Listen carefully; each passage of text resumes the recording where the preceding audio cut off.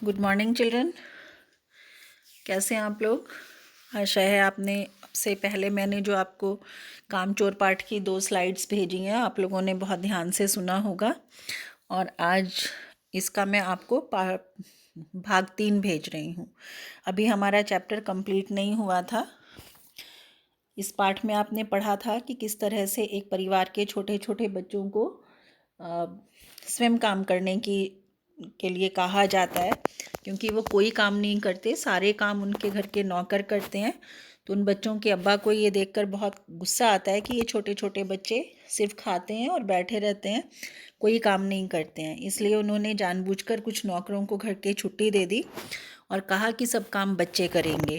और उन्होंने बहुत सारे काम बताए, जैसे दरी झाड़ना, घर की सफाई करना, पेड़ों में पानी देना, इस तरह के काम। लेकिन चूंकि बच्चों ने कभी काम नहीं किए थे और बहुत सारे बच्चे, लगभग हम उम्र बच्चे थे वो सभी, तो इसलिए क्या हुआ कि बच्चों ने जब काम करना शुरू किया तो उन्होंने सारे काम बिगाड़ दिए।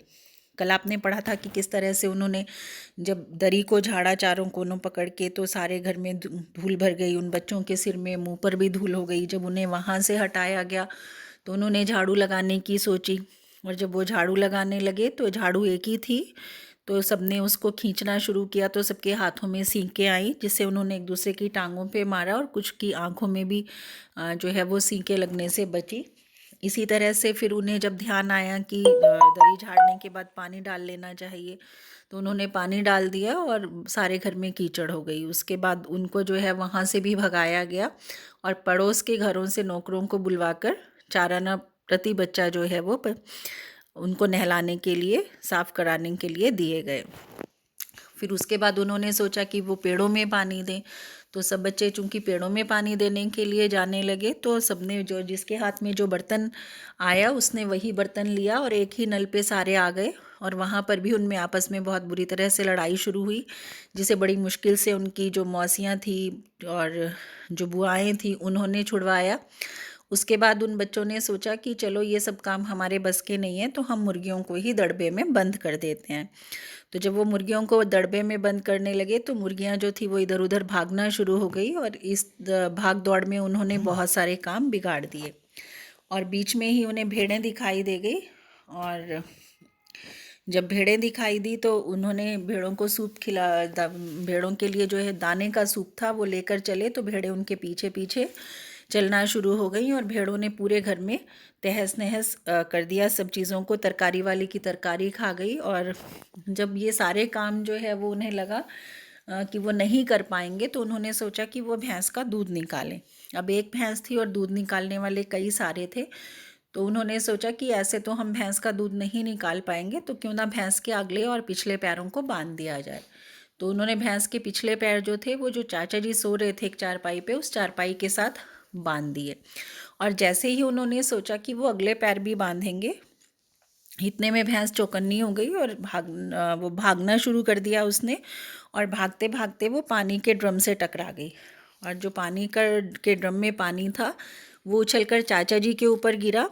और चाचा जी चूँकि गहरी नींद सो रहे थे और उधर भैंस जो थी वो उनकी चारपाई को लेके भाग रही थी, और अचानक से उनके ऊपर पानी भी गिरा, तो उन्हें लगा कि वो जो है वो कोई बहुत भूचाल आ गया है और साथ में आंधी पानी भी है। तो वो बेचारे घबरा गए और जो है वो उनको समझ ही नहीं आया कि हुआ क्या है।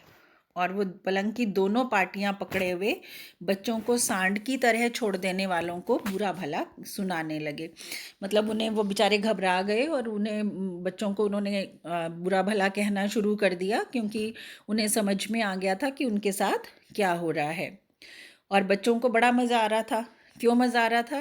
क्योंकि भैंस भागी जा रही थी, पीछे पीछे चारपाई, उस पे बिल्कुल राजा इंद्र की तरह बैठे हुए थे चाचा जी। तो कितनी फ़नी सिचुएशन थी, आप इमेजिन कर सकते हैं, कल्पना कर सकते हैं कि भैंस जो है वो भाग रही है और चारपाई को लेके भाग रही है, चारपाई को पकड़ के दोनों तरफ से चाचा जी उस पे बीच में बैठे हुए हैं, और बच्चों को लग रहा है बिल्कुल राजा इंद्र की तरह बैठे हुए हैं। तो उन्हें खूब मज़ा आ रहा था, वो हंस रहे थे।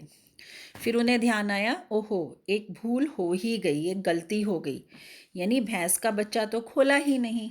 इसलिए तत्काल उसे भी खोल दिया गया। बच्चों को जैसे ही ध्यान आया उन्होंने भैंस के बच्चे को खोल दिया।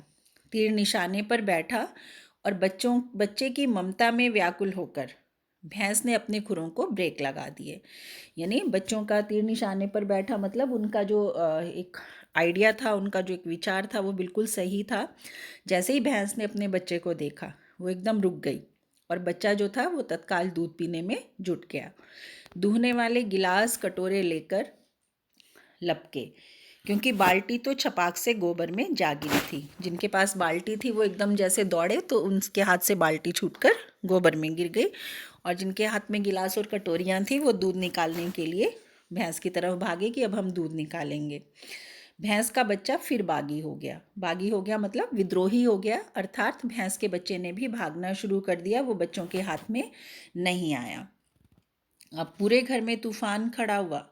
ऐसा लग रहा था जैसे सारे घर में मुर्गियाँ, भेड़ें, टूटे हुए तसले, बाल्टियाँ, लोटे, कटोरे और बच्चे थे।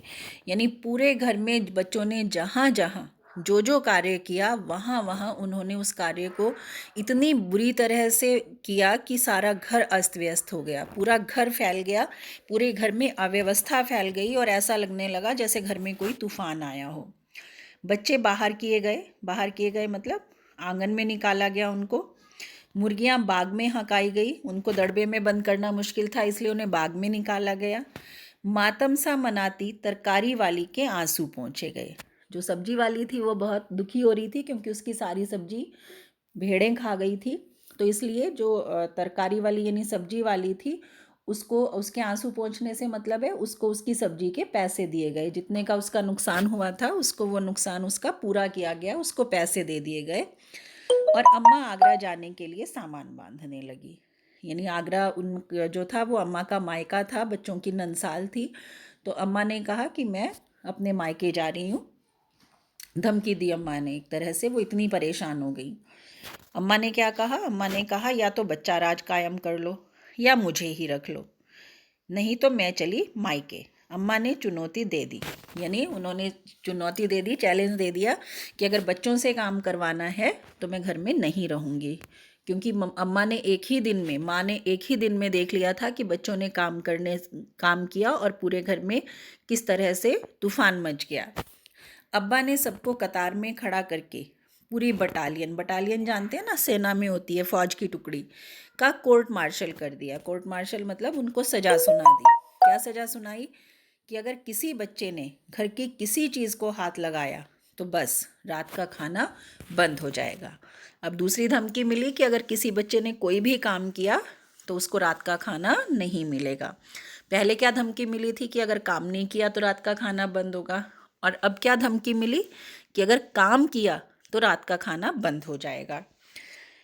ये लीजिए, इन बुजुर्गों को किसी करवट शांति नहीं। बच्चों ने क्या सोचा कि इन बड़ों को किसी भी तरह से शांति नहीं मिलती, और हम लोगों ने भी निश्चय कर लिया कि अब चाहे कुछ भी हो जाए हिलकर पानी भी नहीं पिएंगे। यानी चाहे कोई कुछ भी कहे लेकिन हम कोई काम नहीं करेंगे। तो इस तरह से जो है वो बच्चों ने काम किया, और इसीलिए पाठ का नाम है कामचोर। यानी जब कोई व्यक्ति काम नहीं करना चाहता और उसको कोई काम करने के लिए दिया जाता है तो वो क्या करता है, वो उस काम को इतना ख़राब कर देता है, उसको इतनी बुरी तरह से बिगाड़ देता है कि भविष्य में व्यक्ति उसको उस किसी काम के लिए ना कहे। तो आपने पढ़ा, ये बहुत मज़ेदार पाठ था, और इसकी जो लेखिका हैं वो इस्मत चुगताई हैं। ठीक है, आप जब पाठ पढ़ेंगे आपकी बुक में आपको लिखा हुआ भी मिलेगा। इस्मत चुगताई उर्दू साहित्य की बहुत बड़ी लेखिका थी, और उन्होंने ये जो पाठ है ये लिखा विशेष रूप से बच्चों के लिए लिखा। तो ये आपको समझ में आ गया होगा। जैसे हम हर पाठ के संक्षिप्त प्रश्न बनाते हैं, ऐसे ही आपको इस पाठ के भी कम से कम 20 संक्षिप्त प्रश्न पूरे पाठ में से बनाने हैं, और कुछ शॉर्ट क्वेश्चंस इस पाठ में आपको दिए हुए हैं। मैं अभी आपको समझा रही हूँ कि उनको कैसे करना है। ये आपका जो आपका प्रश्न है, उचित उत्तर पर सही का निशान लगाइए। इसमें आपको क्या करना है बच्चों, इसमें आपको ऑप्शंस नहीं लिखने हैं। ठीक है, आपको ये प्रश्नोत्तर के रूप में करना है। हमने पहले पाठों में भी इस तरह के प्रश्न किए हैं। आप क्या लिखेंगे? आप लिखेंगे कि निम्नलिखित प्रश्नों के उत्तर एक वाक्य में दीजिए। यानी आप प्रश्न नंबर 5 को जैसे ही आपकी बुक में दिया गया है, बुक में क्या दिया है, उचित उत्तर पर सही का निशान लगाइए। आपको ये प्रश्न नहीं लिखना है।